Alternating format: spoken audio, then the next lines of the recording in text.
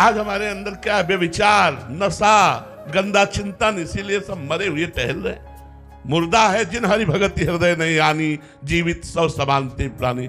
इसलिए हम सबसे प्रार्थना करते हैं, नरक जाने का रास्ता पक्का मत करो, मांस मत खाओ, शराब मत पियो, भगवान के चरणों का आश्रय लेकर नमक रोटी खाओ, धर्म से चलो, तो हमारे अंदर वो बल आएगा जो बल हार नहीं विजय ही दिलाएगा। लोगों की मानसिकताएं बिगड़ रही हैं, वो जबान के स्वाद के लिए मुर्गा, भैंसा, गाय, बकरी सबको खा रहे हैं और समझते हैं कि हम बलवान बन जाएंगे। गलत बात। आप ब्रह्मचर्य ठीक रखिए, पवित्र भोजन। हमारे यहाँ कितना गाय दूध देती है, उसका घी, उसका मक्खन, उसका मट्ठा, उसके खोया, जो भी चाहो। तो आजकल तो पशुओं की हत्या की जा रही है, गौ हत्या हो रही है। हमें लगता है ये सब गंदी बातें बंद हो जाए तो हमारे प्रभु का, जिसे राम राज्य कहते हैं, वो छा जाए। परिवार के सुख की आकांक्षा है तो आप भगवान से जुड़िए, भगवान से मांगिए, भगवान से प्रार्थना कीजिए, और पूर्ण ना होने पर भगवान का कोई कृपा विधान है ऐसा विचार कीजिए। करना चाहिए। हम और से ना मांगे, केवल भगवान से मांगे। अगर वो नहीं पूर्ण करते तो विश्वास कर लीजिए, मंगल भवन भगवान है,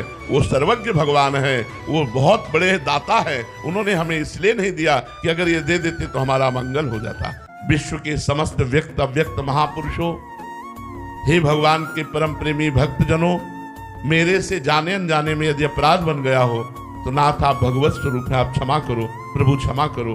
बार बार ऐसी प्रार्थना करो, देख लेना वो अपराध मोचन हो जाएगा। या फिर सामने वो संत आ जाएंगे, आपके ध्यान में वो संत आ जाएं तो जान लेना वहां जाना पड़ेगा और वहां जाकर उनसे क्षमा याचना करना पड़ेगा, क्योंकि संत अपराध फिर भजन नहीं होने देता।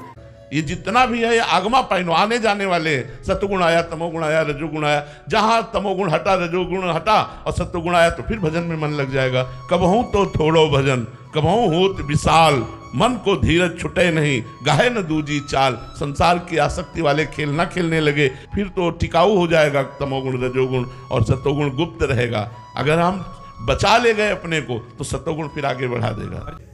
आप गृहस्थ हो, आप नियम ले लो, मैं अधर्म का पैसा स्वीकार नहीं करूंगा, धर्मयुक्त पैसे की नमक रोटी खाऊंगा, उसी से अपने परिवार को चलाऊंगा। मैं कभी पराई स्त्री का स्पर्श भी नहीं करूंगा काम भाव से, अपनी पत्नी से मैं अनुराग रखूंगा।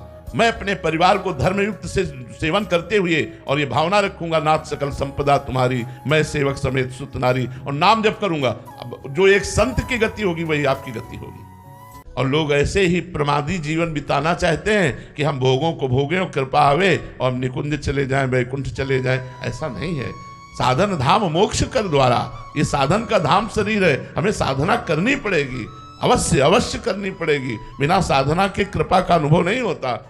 अब जैसे हमारा कोई शिष्य गलत आचरण की तरफ जा रहा है तो हमारी इच्छा है कि अध्यात्म में उन्नति को प्राप्त हो, अच्छा महात्मा बने, उसके लिए हम उसको कठोर शब्दों से बोलते हैं। जब वो गलत आचरण में तनिक भी कदम रखता है तो उसके कदम को वहीं से रोक करके और उसको इतना भय आंतरिक और बाहर तो सत्मार्ग पर चले।